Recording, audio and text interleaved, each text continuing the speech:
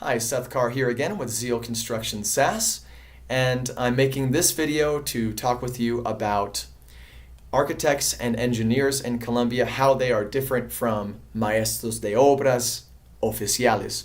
So number one, as I explained in a previous video, oficiales, maestros de obra, and those terms are used interchangeably.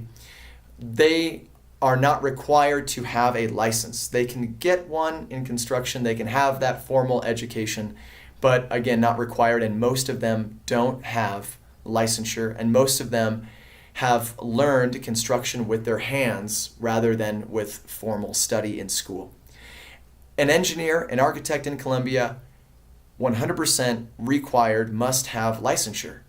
And be sure you ask them to see their license. You don't want to work with an engineer or an architect that has an expired license. You want to be sure you know who you're working with. If you want to consult with an engineer, I can help you get one. If you want a consult with an architect, I can help you get one. But as I explained, I don't work directly with them. They charge their own rates. They make their own contracts. I work directly with the foreman. Now, when is it a good idea to have a consult with an architect? It's when you're at a loss for ideas. You're not sure what to build. You don't know what's in style or what materials might look pretty, what form. And so an architect is going to help you with that consult and hopefully come up with some drawings or a render. On to an engineer. An engineer is 100% required if you are starting from ground zero. You have to get licensure. So you're going to need structural plans and blueprints from that engineer about the house that's to be built. And you have to present those planos, as they're called, to the local municipality to get licensure to proceed with a legal build. There's no getting around that. An engineer is 100% required for that process, and often an architect will sign on those blueprints as well. So that's a circumstance as to when you have to have an engineer. Another good idea when to speak with an engineer is, let's say you just purchased a house and it's old, it's decades old, and you're thinking about remodeling or doing renovations.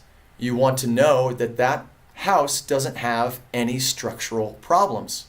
So inviting over an engineer can be a great idea who will do a screen of that house looking for any structural deformities, structural problems, particularly with the base of the house, the roof, and then of course provide that analysis as documentation to you, the client, which can be helpful then for the foreman. So the foreman, again, the people who are physically with their hands working in your home, have an idea, they know what the problems are, and then work to fix those problems. So those are just some few examples as to when an engineer and architect can be very useful and helpful in Colombia. And again, know that they have to have licensure.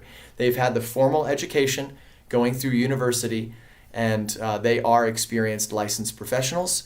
Do they get their hands dirty? Are they going to be those people that physically work in your home? No, they will not be. Maybe there's an engineer out there that's willing to do so, get their hands dirty, but by and large, an architect and engineer here in Colombia don't do the dirty work. That's the foreman and their helpers. Okay, so I hope this was helpful, and thank you so much for listening.